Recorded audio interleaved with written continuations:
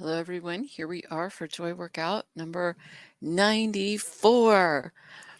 And I wanted to acknowledge the world that we live in right now as part of our experience and how we at Joy Based Living are handling some sensitive things like woke culture. Like, you kind of can't get away from it, whether you're in the workaday world or you're doing if you're anywhere in society, if you have friends in your community, if you're doing joy-based living, this woke thing is it's really prevalent, and it's let's just say there are so many better ways to create connection. I'm going to say it like that. We don't live in a vacuum. So here's my take on woke and a different path, a path of honor. Here's the problem with woke.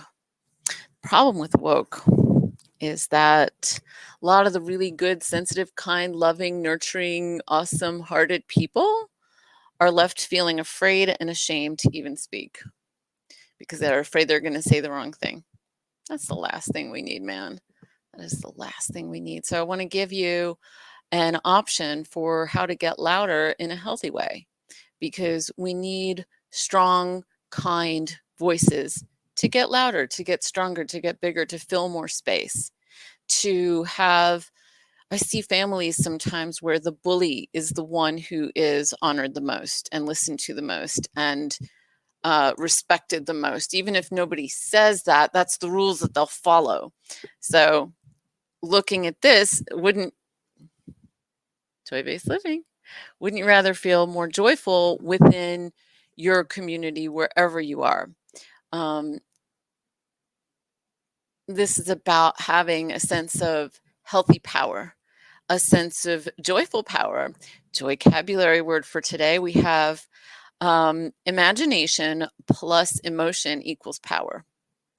When you have whatever level of imagination and emotion you have combined, that combo, imagine it together, the clearer the imagination and the more empowered the emotion, the more powerful a person's going to be. But I'm going to step that up a notch. Joy imagination plus joy motion. Imagination plus emotion. Joy imagination plus joy motion is joy power. So here's what I see happening with woke culture, especially with the young ones who are very much defending what to say, what not to say, and getting very offended very easily. And I saw an interview with this guy. I don't plan to read the book, but it does look good if I was in the mood to read it. The Coddling of America. I'm tired of the coddling. I'm tired of walking on eggshells around anybody who's too woke for me. So what I see happening is this. Many people, especially young people, are lonely and, quite frankly, need a hug.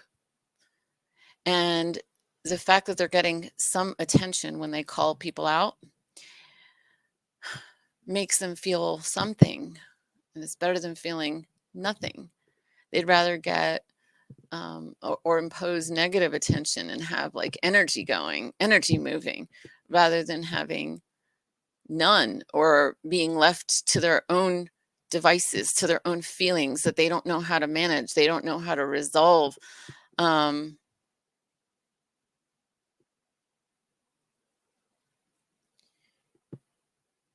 We're becoming emotionally stronger here at Joy Based Living.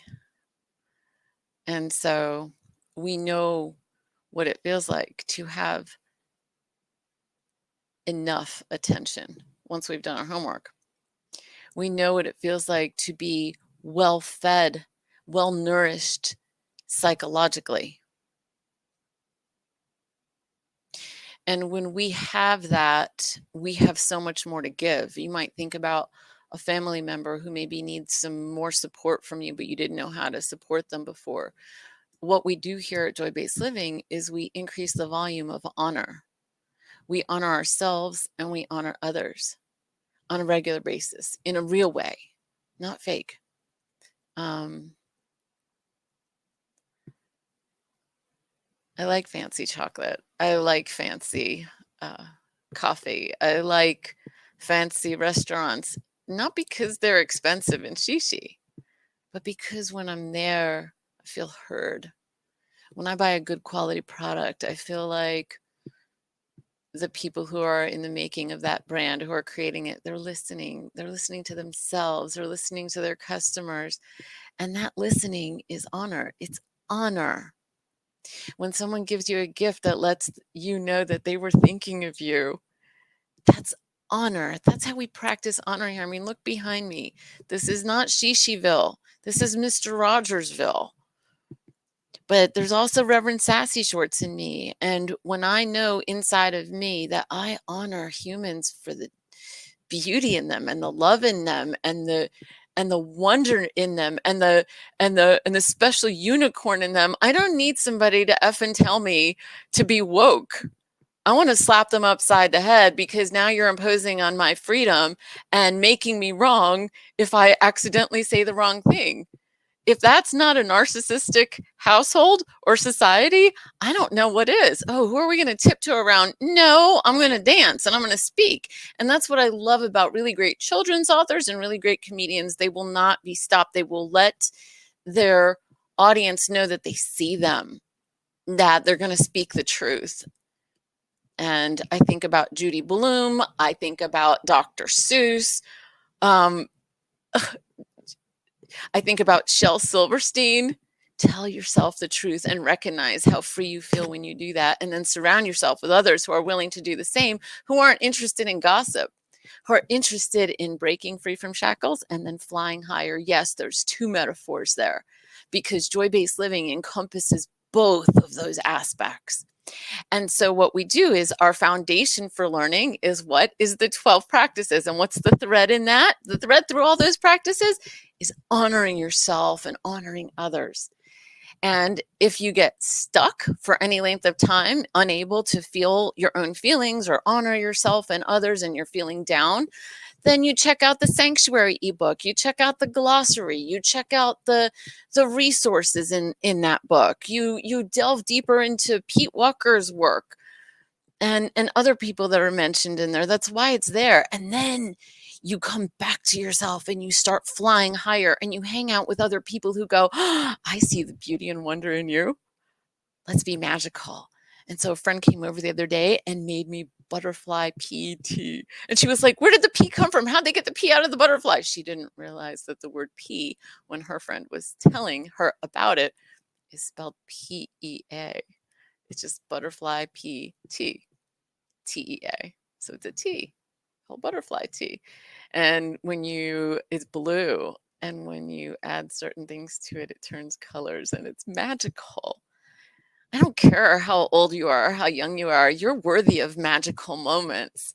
And one of my favorite group of people to study is centenarians, healthy centenarians, super centenarians, people who are 100 years older and older, people who are 110 and older are the super centenarians. What are they doing? How did they live that long? How did they get to that place? Trust me, they honored themselves and they honored others. And that's my wish for you. We need validation in the form of other people either validating what we're feeling or validating our journey. If I want to dance and I want to dance in a group, I need other people who know the dance too, or who know how to dance. It's so much more fun that way. And so there's freedom in that. So I want you to keep trusting your heart. I want you to keep trusting your ways of honoring yourself and others. And I want you to get louder and stronger and wider and brighter. That's what we're doing here at Joy Based Living.